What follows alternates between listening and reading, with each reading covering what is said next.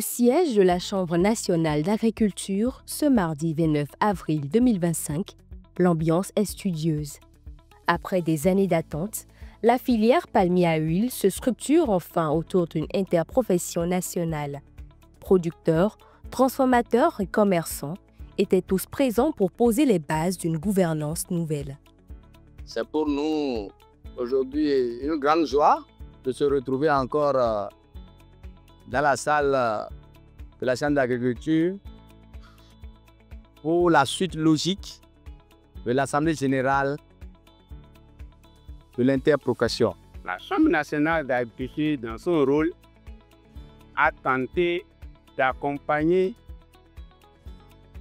l'une des filières importantes de notre pays à s'organiser pour aller à l'interprofession dans notre pays en 2022.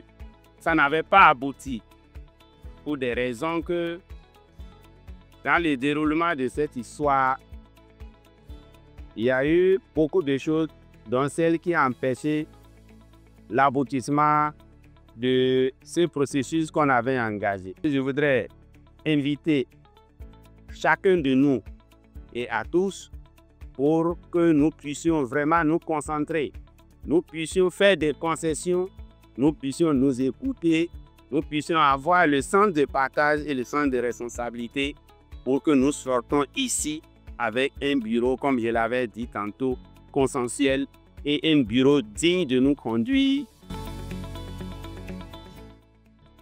L'interprofession est un cadre de discussion pour les deux familles. C'est-à-dire que les deux familles se retrouvent et négocient les conditions de conduite de la vie de l'interprofession.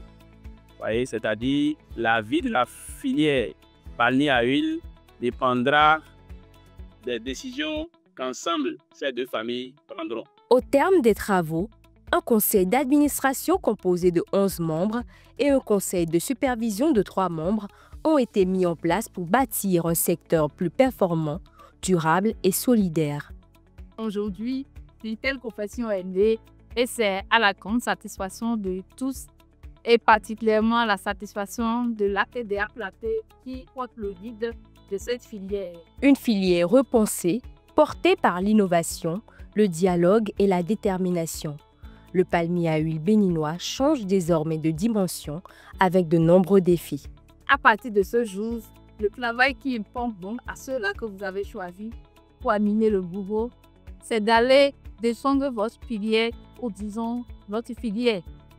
De la défendre partout chez vous. Besoin sera de décrocher des opportunités pour la filière.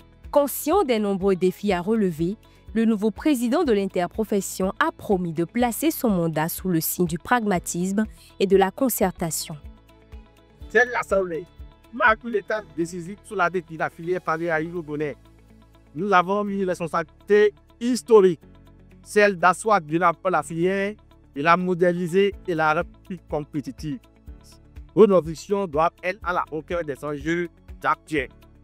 Nous devons nous engager dans détermination à améliorer nos pratiques, à renforcer nos capacités et à instaurer des mécanismes de gouvernance efficaces pour que nos filières soient les meilleures de la sous-région.